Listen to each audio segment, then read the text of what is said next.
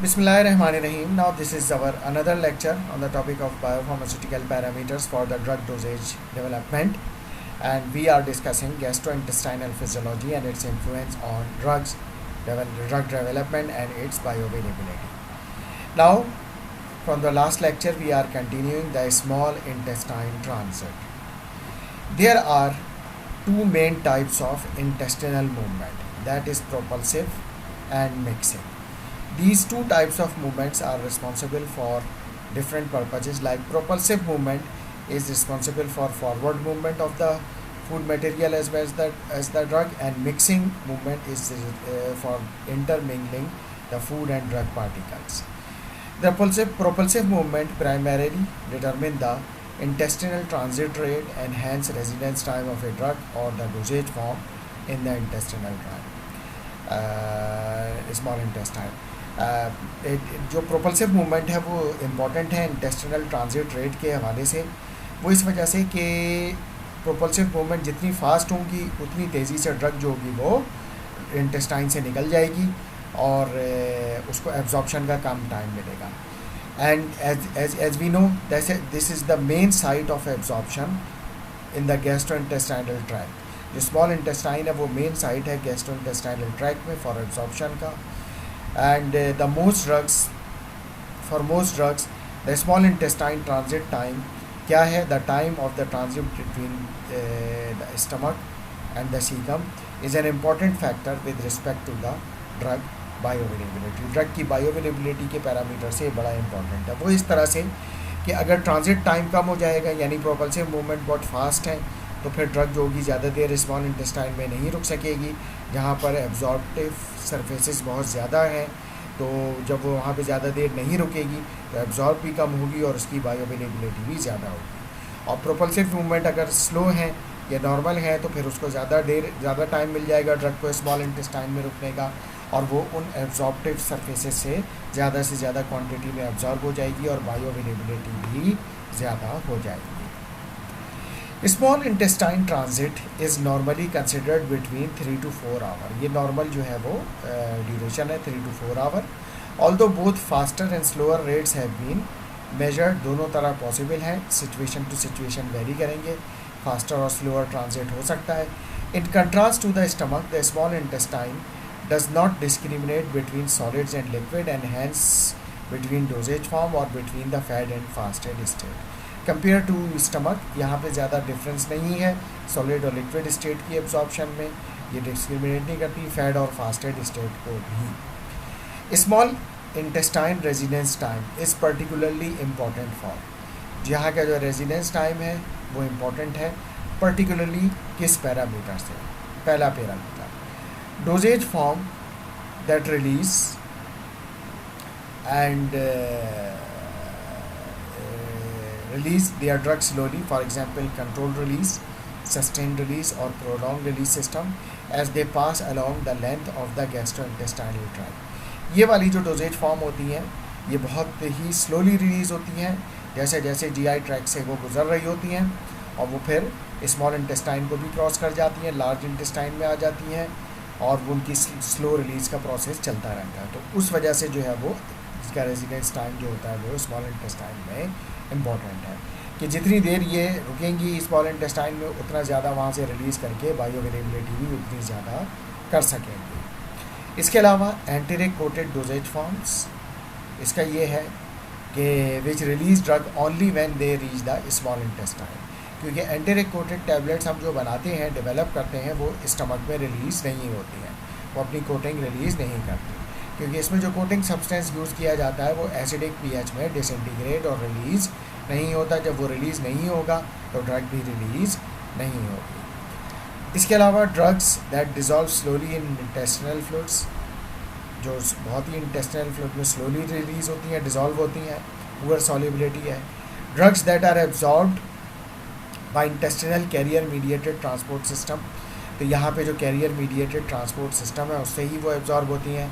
अगर वो यहाँ से निकल गई तेज़ी से तो फिर वो एब्जॉर्ब नहीं हो सकेगी। इसके अलावा drugs that are not absorb well in the colon, यानी जो अच्छी तरह से एब्जॉर्ब नहीं होती कोलॉन में, उनके लिए यहाँ पर ट्रांजिट जो है वो इम्पॉर्टेंट है स्मॉल इंटेस्टाइन में, ज़्यादा देर रुकना चाहिए.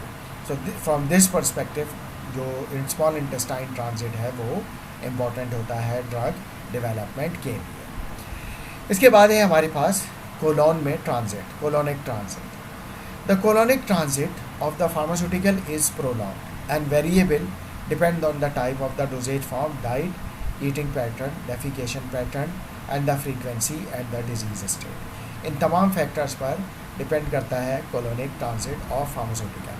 प्रोलॉन्ग भी हो सकता है, वेरिएबल भी हो सकता है, टाइप ऑफ डोजेज फॉर्म पे भी, डाइट पे भी, ईटिंग पैटर्न पे भी, डेफिकेशन पैटर्न पे भी और डेफिकेशन फ्रीक्वेंसी पे भी और डिजीज स्टेट पे भी. इन तमाम फैक्टर पर कोलोनिक ट्रांजिट होता है. वो किस तरीके से?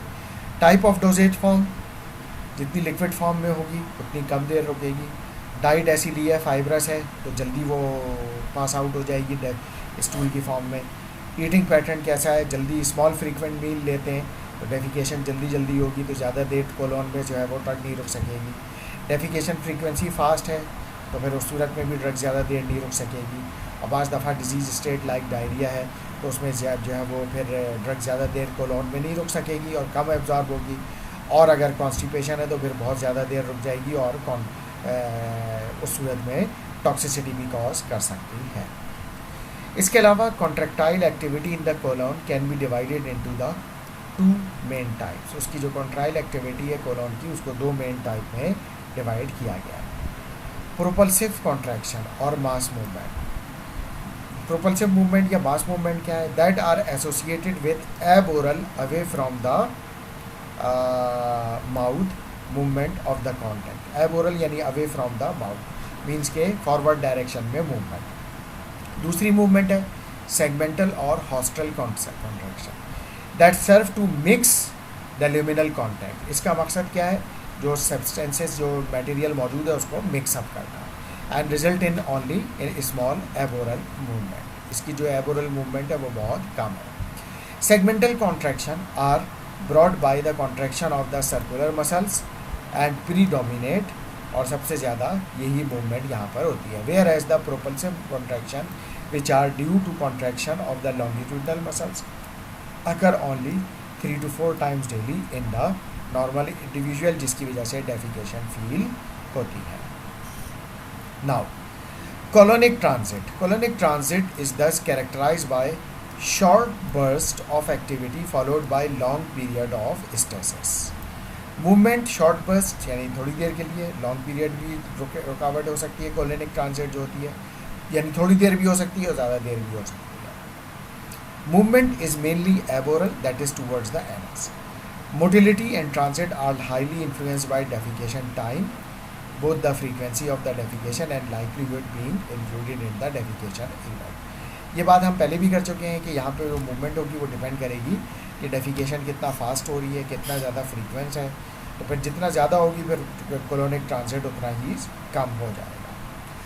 Colonic transit time can range from 2 to 48 hour, minimum 2 hour, maximum 48 hour. In most individuals total transit time that is mouth to anus are between 12 to 36 hour. However, they can range from several hour to several days और ये individual to individual vary भी कर सकता है, जो कि several hour से लेके several days तक भी हो सकता है total GIT transit time. So this is all about of colonic transit. Now the next important part is barriers to drug absorption.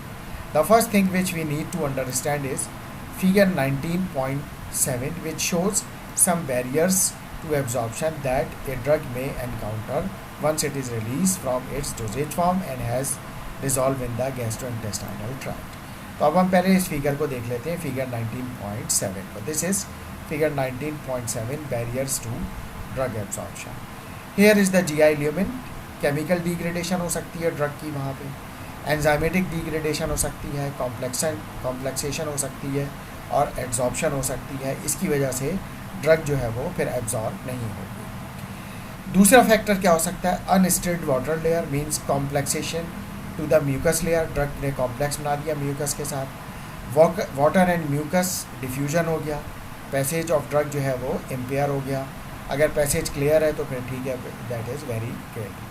इसके अलावा gastrointestinal membrane, trans cellular means के सेल को मेम्ब्रेन को क्रॉस करते हुए ड्रग निकल जाएगी और वो प्री सिस्टमिक मेटाबॉलिज्म और वो ब्लड के अंदर आ जाएगी।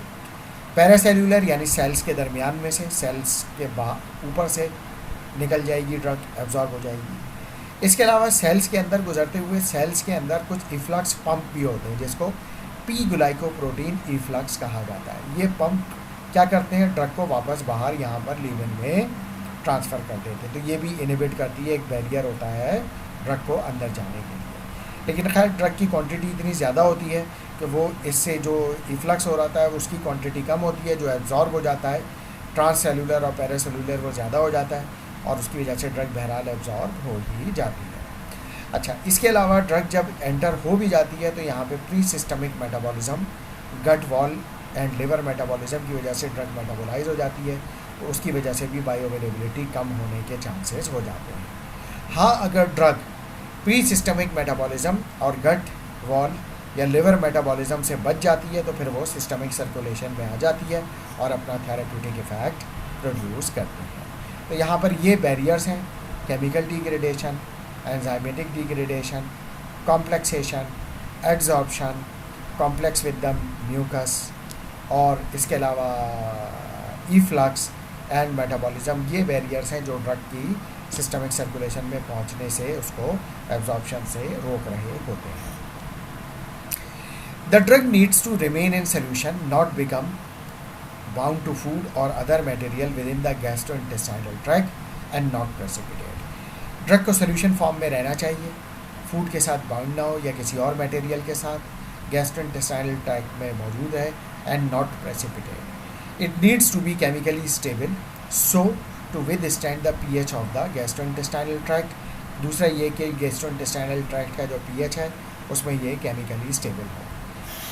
अच्छा, and it must be resistant to the enzymatic degradation in the lumen, क्योंकि ल्यूमेन में एंजाइम भी होते हैं तो उससे वो ये इसको डिग्रेड नहीं होना चाहिए। Drug then needs to diffuse across the mucus layer without binding to it. और यहाँ पे जैसे हमने बात की कि कभी कभी वो म्यूकस लेयर के साथ बाइंड या कॉम्प्लेक्स बना लेती है तो वो उसको उसके साथ बाइंड नहीं होना चाहिए।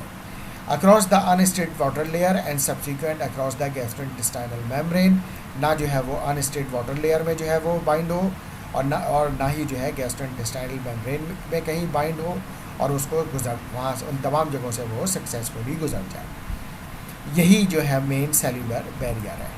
After passing through the cellular barrier, the drug encounters the liver and its metabolizing enzyme. उसके बाद फिर ड्रग जो है वो मेटाबोलाइजिंग एंजाइम लिवर जो होती है उससे एनकाउंटर होती है, उससे अगर बच गई then it reaches the systemic circulation. So this is the way, ये बैरियर्स हैं, इनसे गुजरना ज़रूरी है। Any of these barriers can prevent some or all of the drug reaching the systemic circulation. ये इनमें से कोई भी बैरियर जो है ऐसा कर सकता है कि ड्रग की कुछ मकदार, सम क्वांटिटी या तमाम क्वांटिटी को सिस्टमिक सर्कुलेशन में पहुंचने से रोक सकता है and can therefore have detrimental effect on it's bioavailability. लिहाजा ये जो है डेट्रीमेंटल इफेक्ट यानी पोटेंशियली डेंजरस इफेक्ट डालते हैं ड्रग की बायो अवेलेबिलिटी पे, यानी ड्रग की बायो अवेलेबिलिटी को कम कर रहे होते हैं। तो ये बैरियर्स हैं मेन ड्रग की एब्जॉर्प्शन के लिए। Now environment within the lumen. The environment within the lumen of the gastrointestinal tract has major effect on the rate and extent of drug absorption, यानी जो environment है उसका major effect होता है drug की bioavailability पे, means rate and extent of drug absorption. Like for example, gastrointestinal pH. The pH of the fluid varies considerably along the length of gastrointestinal tract. इसको हम पढ़ भी चुके हैं ऊपर मुख्तलिफ एनाटॉमिकल रीजन्स में कि स्टमक में पीएच रेंज क्या है, स्मॉल इंटेस्टाइन में क्या है, लार्ज इंटेस्टाइन में क्या है। Gastric fluid is highly acidic in nature and normally exhibit pH within the range of 1 to 3.5 in healthy people in the fasted state. Fasted state में देखा गया है कि जो पीएच रेंज है स्टमक की वो 1 से 3.5 के दरमियान में रहती है। Following the injection of the meal, यानी मील लेने के बाद जब वो पेशेंट इंडिविजुअल फास्टेड स्टेट में नहीं रहता बल्कि फैड स्टेट में चला जाता है, the gastric juice buffer to less acidic pH is dependent on the meal composition. अच्छा, गैस्ट्रिक जूस कोशिश तो करता है कि पीएच को कम से कम रखे, लेकिन ये कि पीएच मील पे भी डिपेंड करता है। अगर मील बहुत ज़्यादा अल्कलाइन होगा तो फिर पीएच बढ़ना शुरू हो जाएगा। Typical gastric pH values following a meal in a range of 3 to 7, और मील लेने के बाद डिपेंड करता है मील के टाइप पे कि वो जितना ज़्यादा अल्कलाइन होगा पीएच वो उतना ही बढ़ा देगा, जो कि 7 तक ले जा सकता है। Depending on the size of the meal, the gastric pH return to the lower fasting values within 2 to 3 hours, और फिर पीएच जो है वो दोबारा 1 से 3.5 तक भी पहुंच जाता है post 2 to 3 hour of the meal, post meal 2 to 3 hours, यानी मील लेने के 2 से 4 घंटे के बाद है। Thus only a dosage form ingested with or soon after a meal will encounter these higher pH values। लिहाजा अगर pH स्टमक का बढ़ रहा है तो वो सिर्फ उस वक्त होगा just after taking the meal। This may be an important consideration in terms of chemical stability of the drug in achieving drug dissolution or absorption। ये पैरामीटर बहुत इंपॉर्टेंट है उन ड्रग्स के लिए जो कि pH सेंसिटिव है, यानी अगर जो है वो पीएच उनकी स्टेबिलिटी पीएच पे डिपेंड करती है उसके लिए भी, और उसकी डिसोल्यूशन के लिए भी, कि वो ड्रग जो है वो हाईली सॉल्युबल एसिडिक पीएच में है या अल्कलाइन पीएच में। क्योंकि जिस पीएच पे वो जिस वक्त उसकी सॉल्युबिलिटी ज़्यादा होगी, तो जब सॉल्युबिलिटी ज़्यादा होगी तो उसकी एब्जॉर्प्शन भी ज़्यादा होगी, और जब सॉल्युबिलिटी कम होगी तो एब्जॉर्प्शन भी उसी लिहाज से कम हो जाएगी, क्योंकि वो फिर प्रेसिपिटेट बना रही होगी।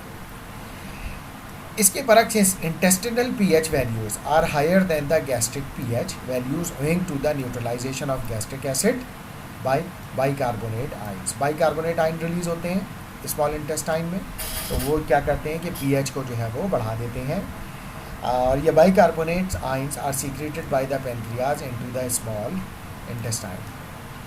अच्छा, there is a gradual rise in pH along a length of the small intestine from the duodenum to the ileum. Gradual rise in pH होता है स्मॉल इंटेस्टाइन में from duodenum to the ileum. Table 19.1 summarises some of the literature values recorded for small intestine pH in fed and fasted state. Table 19.1 को अगर हम देखें तो उसमें कुछ वैल्यूज़ दी हुई हैं पीएच रेंज की, फास्टेड स्टेट की भी और फेड स्टेट की। तो let's see location mid to distal part of the duodenum. Fasted state में पीएच 4.9, 6.1, 6.3, 6.4 देखा गया है, और फेड स्टेट में यानी विद फूड 5.2, 5.4 और 5.1 देखा गया है, that is mid and distal part of duodenum. Duodenum में क्या देखा गया है 4.4 to 6.5 एंड समटाइम्स 6.6। फेड स्टेट में 5.2 to 6.0 एंड देन 6.2, और इलियम में जो पीएच रेंज देखी गई है 6.5 से लेके 7.4 और समटाइम 8.0 इन फास्टेड स्टेट, और फेड स्टेट में 6.8 से 7.8, 6.8 से 8 और 7.5 भी देखा गया है। ये पीएच रेंज ऑब्जर्व की गई। The pH drops again in the colon as the bacterial enzymes which are localized in the colon region break down undigested carbohydrate into short chain fatty acid, and this lowers the pH in colon approximately 6.5। तो वहाँ पर जो है वो क्योंकि fatty acids बनते हैं जो कोलोन में जो बैक्टीरियल एंजाइम है वो अनडाइजेस्टेड फूड को जो है वो कार्बोहाइड्रेट को ब्रेक करके शॉर्ट चेन फैटी एसिड्स बनाते हैं, जिसकी वजह से पीएच दोबारा कम होकर एसिडिक की तरफ आना शुरू हो जाता है और वो 6.5 के पास चला जाता है। The gastrointestinal pH may influence the absorption of a drug in variety of ways. मुख्तलिफ तरह से ये ड्रग की एब्जॉर्प्शन पर असरअंदाज होता है pH. If the drug is a weak electrolyte the pH may influence the drug chemical stability in the liver, its rate and extent of dissolution and its rate of absorption characteristics। अगर drug weak electrolyte है तो pH उसकी chemical stability पर असरअंदाज हो सकता है, उसकी bioavailability पर, उसकी डिसोल्यूशन पर और डेफिनेटली फिर एब्जॉर्प्शन पर। Chemical degradation due to pH dependent hydrolysis can occur in gastrointestinal drug. For example aspirin की अगर एग्जांपल ले लें उसमें ये जो है वो जो हाईली एसिडिक पीएच पे वो उसका हाइड्रोलिसिस हो जाता है. The result of this instability is incomplete bioavailability. और डेफिनेटली जब ड्रग जो होगी वो स्टेबल नहीं होगी तो उसकी बायोअवेलेबिलिटी भी कम हो जाएगी. As only a fraction of administered dose reaches the systemic circulation in the form of intact drug, और मोस्ट ऑफ द ड्रग जो होगी वो डिग्रेड हो जाएगी इनस्टेबिलिटी की वजह से, और जो सही फॉर्म में ड्रग जो होगी वो बहुत कम मकदार में अब एब्जॉर्ब होगी, जिसकी वजह से जो ड्रग रीच करेगी सिस्टमिक सर्कुलेशन में वो बहुत कम फ्रैक्शन में होगी. The extent of degradation of penicillin G which is benzyl penicillin, the first of the penicillin after oral administer, depend on its residence time in the stomach and the gastric pH. तो penicillin G जो है वो stomach में stable नहीं है.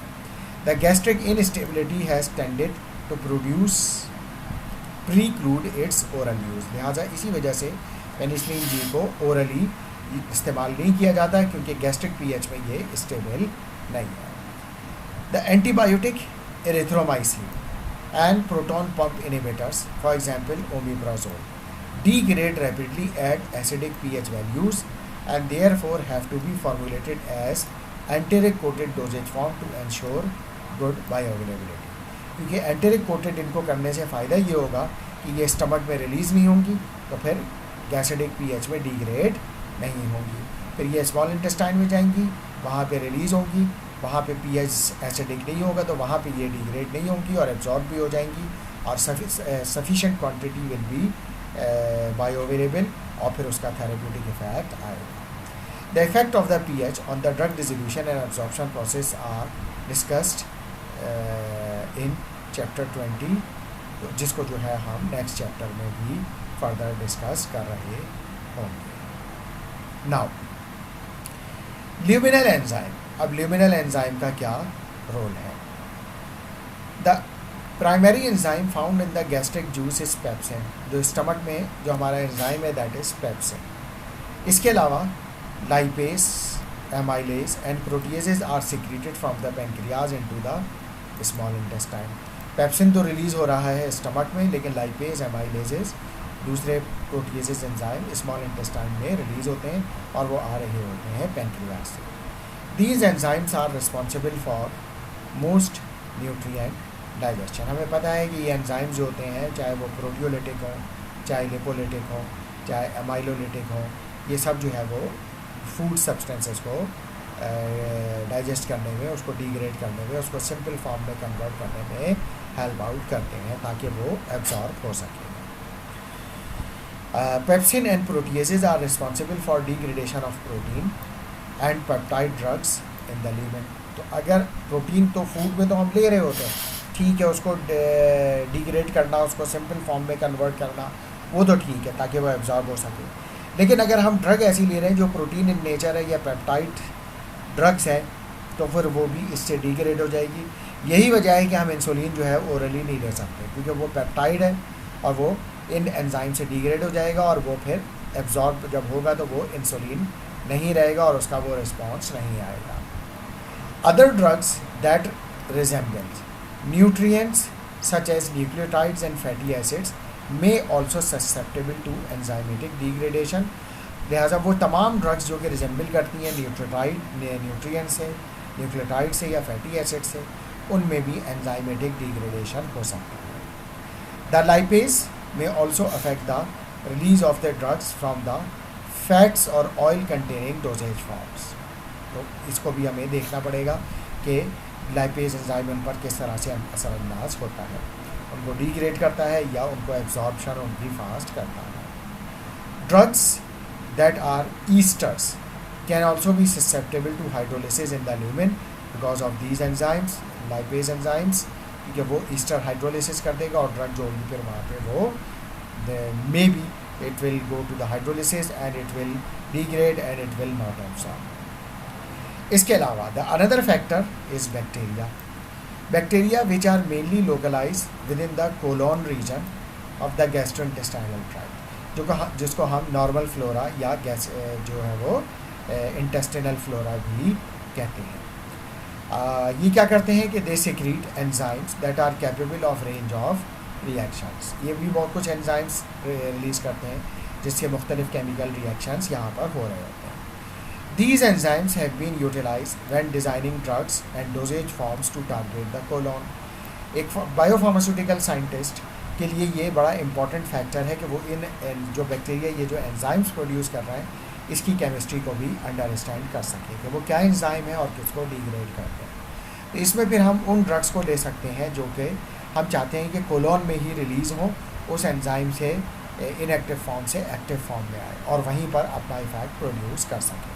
For example सल्फासैलाजीन की अगर हम एग्जाम्पल लें, sulfasalazine for example is a prodrug of 5 amino salicylic acid जो कि एंटी इन्फ्लेमेटरी ड्रग है. This 5 amino salicylic acid linked via an azo bond to sulfapyridine. Sulfapyridine के साथ इसको एजो बॉन्ड के जरिए जोड़ दिया जाता है और इससे सल्फासैलाजीन बना दी जाती है. अब क्या होगा, ये सल्फापायरिडीन moiety makes the drug too large and hydrophilic to be absorbed in the upper gastrointestinal tract and thus permit its transport intact to the colonic region. यानी इससे सल्फापायरिडीन मोइटी के साथ जुड़ने से 5 अमाइनो सैलिसिलिक एसिड तो जोड़ लाए एजोबॉन्ड के साथ, इससे इसका मॉलिक्यूलर साइज इतना ज़्यादा बड़ा हो जाता है कि एक तो ये स्टमक और स्मॉल इंटेस्टाइन से एब्जॉर्ब नहीं होती, दूसरा ये बहुत ज़्यादा हाइड्रोफिलिक हो जाती है तो ये लिपिड मेम्ब्रेन को क्रॉस नहीं कर पाती. इस वजह से ये इंटैक्ट फॉर्म में कोलोन तक पहुंच जाती है. तो उससे फ़ायदा क्या होता है, here the enzyme bacterial enzyme reduce the azo bond यानी इस एजोबॉन्ड को तोड़ देते हैं in the molecule and release the active drug और एक्टिव ड्रग को रिलीज़ करते हैं. वो एक्टिव ड्रग क्या है, 5 अमाइनो सैलिसिलिक एसिड. ये 5 अमाइनो सैलिसिलिक एसिड क्या करेगी, विल रिलीज और produce the local action in the colonic disease such as inflammatory bowel disease. अच्छा, इन्फ्लेमेटरी बाउल डिजीज़ हमारे पास दो तरह की हैं, एक है क्रोन्स डिजीज़ और एक है अल्सरेटिव कोलाइटिस. तो अल्सरेटिव कोलाइटिस में मोस्टली ये सल्फासैलाजीन दी जाती है. It is very effective drug और ये यहाँ पर इंटेस्टाइन में आने के बाद एंटी इन्फ्लेमेटरी रिस्पॉन्स देकर ये इफ़ेक्ट प्रोड्यूस करती है. और एक तो लोकलाइज इफ़ेक्ट होता है, यहीं पर इफ़ेक्ट प्रोड्यूस होता है, सिस्टमिक सर्कुलेशन में नहीं जाती. और ये हमें इस डिज़ीज़ में चाहिए भी होता है कि यानी हमारा टारगेट भी यही होता है कि इसको यहीं पर लोकल इफ़ेक्ट प्रोड्यूस किया जाए और बॉडी में फर्दर ये जो है ड्रग एब्जॉर्ब ना हो और बॉडी में दूसरी जगहों पर ना जाए. उससे हम बहुत सारे एडवर्स इफ़ेक्ट जो बॉडी में ड्रग के एब्जॉर्प्शन की वजह से बॉडी की डिफरेंट साइड पर जो उस ड्रग से एडवर्स इफ़ेक्ट्स हो सकते हैं उससे भी जो है वो पेशेंट को बचा सकते हैं. तो some time these factors are also good for the drug development. और हम यही वजह है कि एक फार्मासिस्ट को ये बात जानना ज़रूरी है कि वो जो बॉडी में या गैस्ट्रोइंटेस्टाइनल ट्रैक्ट में कहाँ पर कौन से एंजाइम हैं, उनका क्या फंक्शन है और उसको हम किस तरह से यूटिलाइज़ कर सकते हैं for the drug delivery, for the development of drug delivery system. जो भी ड्रग डिलीवरी सिस्टम बना रहे हैं, चाहे लाइक फॉर एग्जांपल ये जो है वो प्रोलॉन्ग रिलीज ड्रग है वो है, या अगर हम कोई ड्रग ऐसी चाहते हैं जिसको हम टारगेट यही कर रहे हैं कि वो स्टमक में भी इंटैक्ट फॉर्म में रहे, स्मॉल इंटेस्टाइन में भी इंटैक्ट फॉर्म में रहे, ना वो डिग्रेड हो ना एब्जॉर्ब हो और वो इसी तरीके से इंटैक्ट फॉर्म में लार्ज इंटेस्टाइन यानी कोलोन तक पहुंच जाए. वहाँ पे कोलोन के बैक्टीरिया उसको फिर जो एंजाइम प्रोड्यूस कर रहे हैं उससे वो डिग्रेड हो यानी उसका जो वो इनएक्टिव फॉर्म हो उससे वो एक्टिव फॉर्म में कन्वर्ट हो जाए. और जब वो एक्टिव फॉर्म में कन्वर्ट हो जाए तो अगर वहाँ से वो एब्जॉर्ब कराना है कोलोन से तो वो कोलोन से एब्जॉर्ब भी हो जाए. और अगर कोलोन पर आपको लोकल इफ़ेक्ट चाहिए तो उस लोकल इफ़ेक्ट को प्रोड्यूस करने के लिए भी ये this is the best strategy. और इस तरीके से हम ड्रग की डेवलपमेंट को में अपना रोल एज ए फार्मासिस्ट या बायो फार्मासिस्ट प्रोड्यूस कर सकते हैं.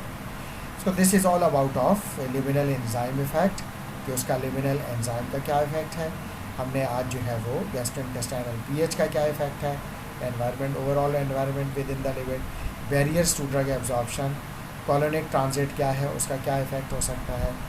इसके अलावा जो है वो स्मॉल इंटेस्टाइन ट्रांजिट किस तरह से हो सकता है. इन तमाम फैक्टर को हमने इस लेक्चर में डिस्कस किया है. And now from the next lecture which we will discuss influence of the food food का जो इन्फ्लुएंस है इन द गैस्ट्रोइंटेस्टाइनल ट्रैक्ट, वो ड्रग की एब्जॉर्प्शन पर क्या हो सकता है। Thank you very much.